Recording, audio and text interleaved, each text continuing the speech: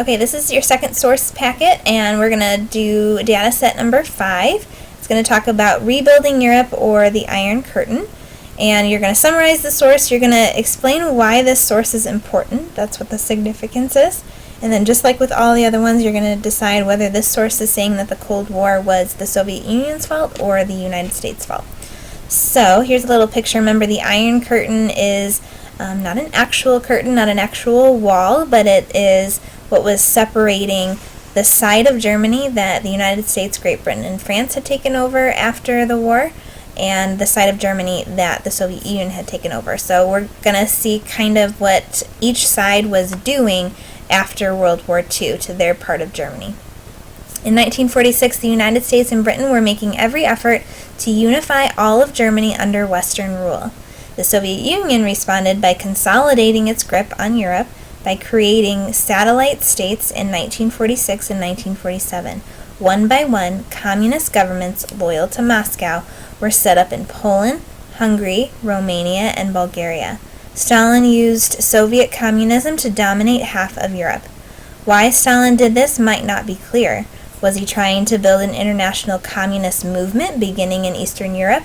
Or was he simply trying to protect his borders from any intervention on the part of the United States or the Allies? So that's a really important part. So we're not really sure why he was doing what he was doing after World War II.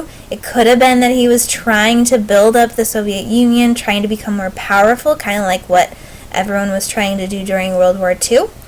Or maybe he was just trying to protect himself from us. So it's kind of not clear which one he was trying to do. The climax came in March of 1948. A communist coup in the Czechoslovakia overthrew a democratic government, and the Soviet Union gained a foothold in Central Europe. Given the experience of World War II itself, this division of Europe was perhaps inevitable. Both sides wanted their values and economic political systems to prevail in areas which their soldiers had helped to liberate. If both sides had accepted these new spheres of influence, a Cold War might never have occurred.